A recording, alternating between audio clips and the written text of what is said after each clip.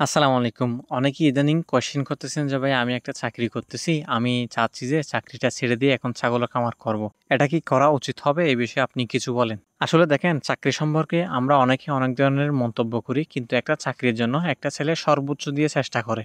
আমি আপনাদেরকে এতটুকুই রিকমেন্ড করব, আপনারা যদি ভালো একটা পজিশনে থাকেন, ভালো একটা ইনকাম জেনারেট করেন, আপনি আপনার মতো সেটেল হয়ে গেছেন। আপনার এসব খামার-টামার করার দরকার নাই। আপনি ওইভাবে থাকেন। আর যদি মনে করেন আপনি ছোটখাটো একটা চাকরি করতেছেন, আপনি বেকার, সময় কাটানোর জন্য একটা চাকরি করতেছেন আরকি, এরকম যদি হয় তাহলে আপনি আসতে পারেন আমার মনে হয়। চাকরি ছোট হোক কিংবা বড়, আপনি যদি চাকরি ছেড়ে ছাগলের খামার করতে চান সেক্ষেত্রে আমি আপনাদেরকে রেকমেন্ড করব আপনার চাকরি ছাড়ার আগে ছাগল সম্পর্কে বুঝেন, জানেন, এক্সপেরিমেন্ট গ্যাদার করেন। চাকরি থাকা অবস্থায় আপনি প্রশিক্ষণ নেন। প্রশিক্ষণের পাশাপাশি এটা প্র্যাকটিক্যালি প্রমাণ করার জন্য আপনি কয়েকটা ছাগল আপনার বাড়ির মধ্যে রাখেন। আর চাকরি ছেড়ে যারা কৃষিকাজের সাথে লিপ্ত হতে চাচ্ছেন, আমি আপনাদেরকে রেকমেন্ড করব আপনারা প্রশিক্ষণ নিবেন। যেহেতু আপনারা চাকরি ছেড়ে এই সেক্টরে আসবেন, আপনারা শুধুমাত্র ছাগল নয়, ইন্টিগ্রেটেড ফার্ম করার চেষ্টা করেন। ইন্টিগ্রেটেড ফার্ম হচ্ছে আপনার গরু, ছাগল, হাঁস, মুরগি, যাবতীয় সব কাজগুলো আপনি করবেন। কেন আমি আপনাদেরকে এই সমস্ত কথাগুলো বলতেছি? কারণ হচ্ছে ছাগল একটা লং টাইম জার্নি। লম্বা একটা সময় আপনার টাকা খরচ করার মতো যদি এবিলিটি না থাকে, তাহলে আপনাকে এই সমস্ত কাজগুলো করতে হবে। যেমন ধরেন আপনি হাঁসের বাচ্চা কিনে এগুলোকে ৩ মাসে ফেটেনিং করে বিক্রি করলেন। কিছু আপনার ফার্মে মুরগি পালন করলেন কিংবা ব্রয়লার মুরগি, যেগুলো হচ্ছে ১ মাস ২ মাস পালন করে বিক্রি করা যায়। পাশাপাশি একটা পুকুর থাকলে ওখানে মাছ চাষ করলেন।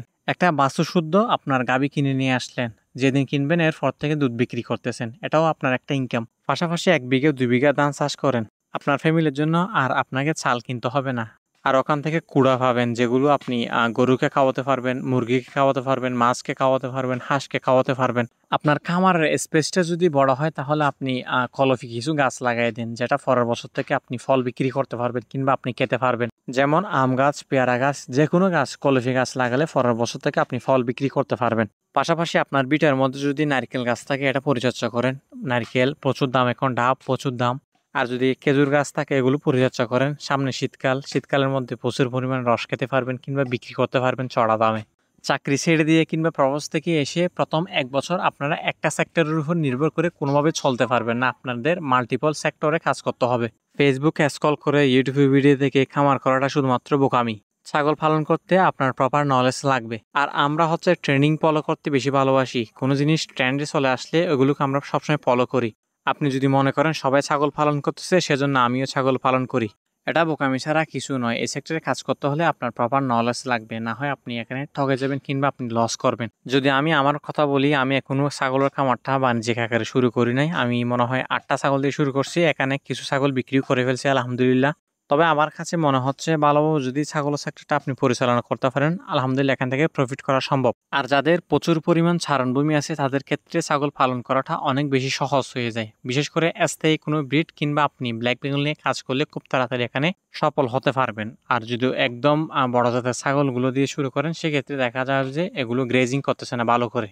আর দেশীয় ছাগলগুলো যেগুলো হচ্ছে আপনার স্থায়ী ব্রিড, এগুলো দেখবেন যে খুব ভালো করে গ্রেজিং করতেছে, আপনার দানাদার খুব একটা দিতে হচ্ছে না। যদিও বা আপনার একটা ছাগলের পেছনে দৈনিক প্রায় ২৫০ গ্রাম তারও বেশি দানাদার দিতে হয়। সেই হিসেবে যদি আপনি দানাদার দেন, আপনার ছাগলগুলো যদি রোগ প্রতিরোধ ক্ষমতা ভালো থাকে, তাহলে দেখবেন যে ইনশাল্লাহ আপনি এখান থেকে প্রফিট করতে পারতেছেন। আর যদি আপনার বড় কোনো চারণভূমি নাই কিংবা ছোট কোনো চারণভূমি নাই, সেক্ষেত্রে আমি আপনাদেরকে রেকমেন্ড করব আপনারা বড় জাত নিয়ে কাজ করেন। যেহেতু আপনার চারণভূমি নাই, সেক্ষেত্রে বেশিরভাগই আপনি খামারের মধ্যে হচ্ছে যে দানাদার দিয়ে ছাগল পালন করবেন। যেহেতু চারণভূমি নাই, সেক্ষেত্রে যদি ঘাসও দেন সেটা খুবই সীমিতভাবে দিতে পারবেন আর কি। প্রত্যেকটা ব্রিডের ছাগলের জিনগত কিছু স্বভাব আছে এবং তাদের খাদ্য তালিকা আলাদা আলাদা। বড় ব্রিডের ছাগলগুলোকে প্রায় 60% পর্যন্ত আপনার দানাদার দিতে হয়। আশা করি আপনার বিষয়টা বুঝতে পারছেন। সবাই ভালো থাকবেন, সুস্থ থাকবেন। আসসালামু আলাইকুম।